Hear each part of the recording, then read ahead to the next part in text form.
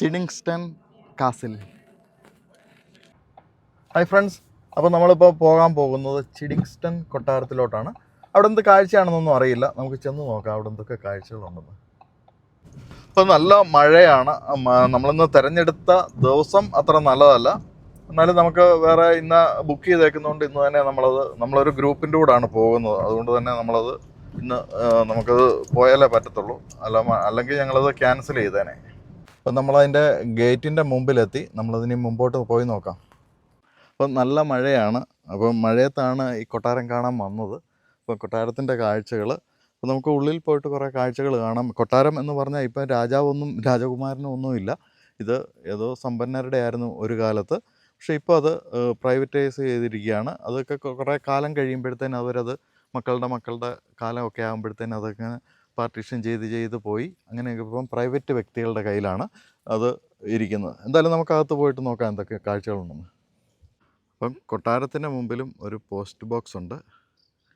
UK എവിടെ ചെന്നാലും കാണുന്ന ഒന്നാണ് പോസ്റ്റ് ബോക്സ് എന്ന് പറയുന്നത്. അപ്പം കൊട്ടാരത്തിൻ്റെയൊക്കെ മുമ്പിൽ വന്നൊരു ചായ കുടിക്കണമെന്നൊരാഗ്രഹം ഉണ്ടായിരുന്നു, അതെന്തായാലും സാധിച്ചു. Tim, you are A Prince or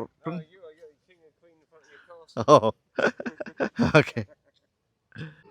അപ്പം എൻ്റെ കൂടെ വന്ന ചർച്ചിലെ മെമ്പേഴ്സാണ്.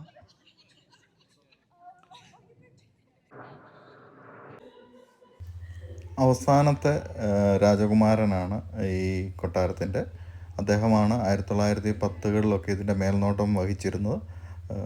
അതിനുശേഷം പിന്നിത് പാർട്ടിഷൻ ചെയ്ത് അങ്ങനെ ഇപ്പോഴും ആ ഫാമിലി തന്നെയാണ് കൈകാര്യം ചെയ്യുന്നത്, എന്നാലും ഇത് പ്രൈവറ്റൈസ് ചെയ്തിരിക്കുകയാണ്. The daughter of James II. Okay. And James II didn't get to be king for very long because he went into exile, and it was all to do with the Catholics and the Protestants. Okay. So when they came in, they were the Protestant king and queen. Okay. ഇവിടെ താമസിച്ചിട്ടുള്ള രാജാവും രാജകുമാരനും കിങ്ങും ഒക്കെയാണ്, അവരുടെ ഫോട്ടോകളാണ്.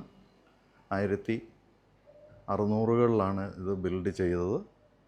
1800-1800-ലാണ് ഇത് castle open ചെയ്തത്. ഇപ്പം രാജാവും അവരുടെ ചായയൊക്കെ കുടിക്കുന്ന സ്ഥലമാണെന്ന് തോന്നുന്നു.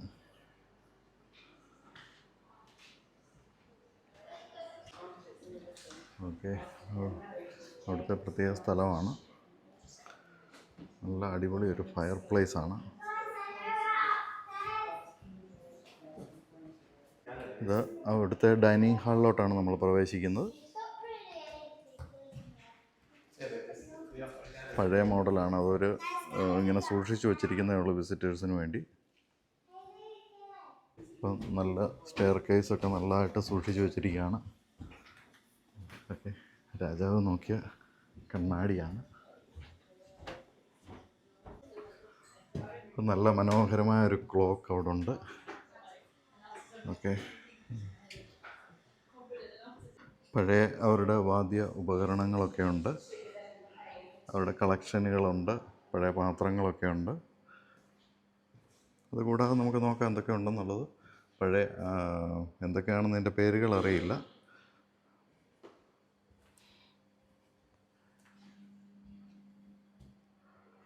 ഏതായാലും കുട്ടികൾക്കൊക്കെ വന്ന് കാണുന്നതിനും സന്ദർശിക്കുന്നതിനും ഒക്കെ നല്ലൊരു സ്ഥലമാണ്. പഴയ ആമാടപ്പെട്ടി പോലുള്ള സംഭവങ്ങളുണ്ട്. വളരെ മനോഹരമായ രീതിയിലാണ് ഇവരതൊക്കെ സൂക്ഷിച്ചിരിക്കുന്നത്. ഇത് ജപ്പാനിൽ നിന്നുള്ള ശില്പങ്ങളാണ്. രാജാവിന് ഒരുപക്ഷേ സമ്മാനമായിട്ട് കൊടുത്തതായിരിക്കും. ഇവിടെയും കുറേ ആൾക്കാരുണ്ടല്ലോ.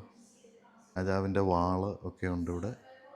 അപ്പം ഇത്രയും വലിയ വാളൊക്കെ പണ്ടത്തെ കാലത്തുണ്ടായിരുന്നു എന്ന് കാണുന്നതന്നെ നല്ലൊരു കാഴ്ചയാണ്. ഇപ്പം കൊട്ടാരം മാത്രമല്ല, കൊട്ടാരത്തിന് അങ്ങ് വെളിയിലോട്ട് നല്ല കാഴ്ചകളുണ്ട്.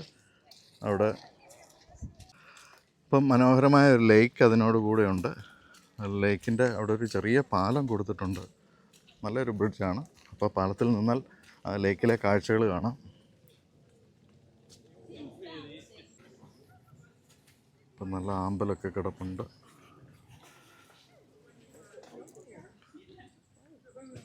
ഇതും രാജകൊട്ടാരത്തിൻ്റെ വക തന്നെയാണ്.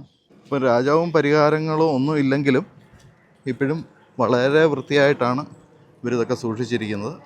ഇപ്പം രാജാവ് വന്നിരുന്ന് മീൻ പിടിച്ചുകൊണ്ടിരുന്ന സ്ഥലങ്ങളൊക്കെയാണ്. അതെല്ലാം അവിടെയൊക്കെ കാണാൻ പറ്റി. ഇപ്പം അവിടെയൊക്കെ കഴിഞ്ഞ് നമ്മൾ വനം പോലുള്ള സ്ഥലത്തൂടെ പോവാണ്. ഇത് കൊട്ടാരത്തിൻ്റെ ബാക്ക് സൈഡാണ്. അപ്പോൾ അവിടെ നിന്ന് നമ്മൾ വോക്ക് ചെയ്തുകൊണ്ടിരിക്കുകയാണ്.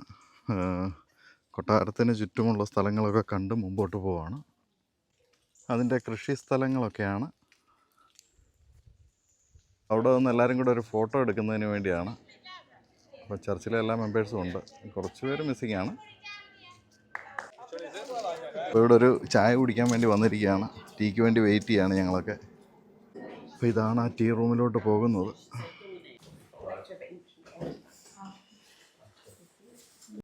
ഇതിവിടുത്തെ പഴയ കിച്ചൻ്റെ സ്റ്റോറേജാണ്. പഴയ ടൈപ്പ് ഗ്രൈൻഡർ, ഇത് ഫ്രീസറ് മാറ്റി.